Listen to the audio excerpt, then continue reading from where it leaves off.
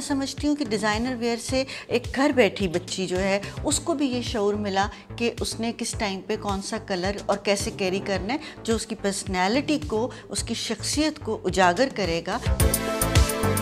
Designer where Pakistan में जब शुरू हुआ तो उसकी मेन वजह सिर्फ यही थी कि नया टैलेंट था। जब हमारे Pakistan school of fashion designing और Pakistan institute of fashion designing से ग्रेजुएट करके डिज़ाइनर निकले तो इस फील्ड को बहुत सीरियसली लिया गया।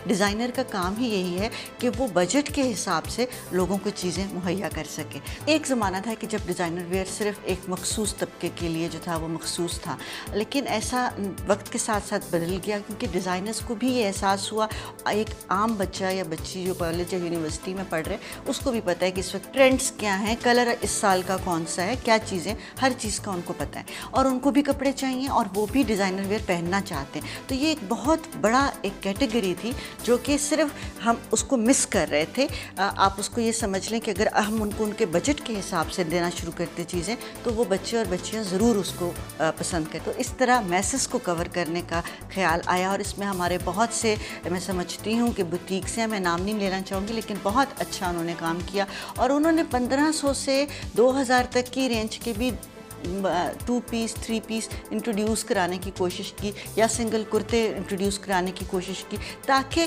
एक जो लिमिटेड क्राउड है उससे हटकर ये चीज़ जो है पूरे मुल्क में फैल सके। तो आजकल के बच्चों में मैंने देखा है कि बहुत अवेयरनेस है और वो उनको बहुत अच्छी तरह पता है कि उनको क्या सूट कर रहा है, किस में वो कंफर्टेबल हैं, कौन सा कलर उनके लिए बना है और किस तरह का कपड़ा उनको पहनना है।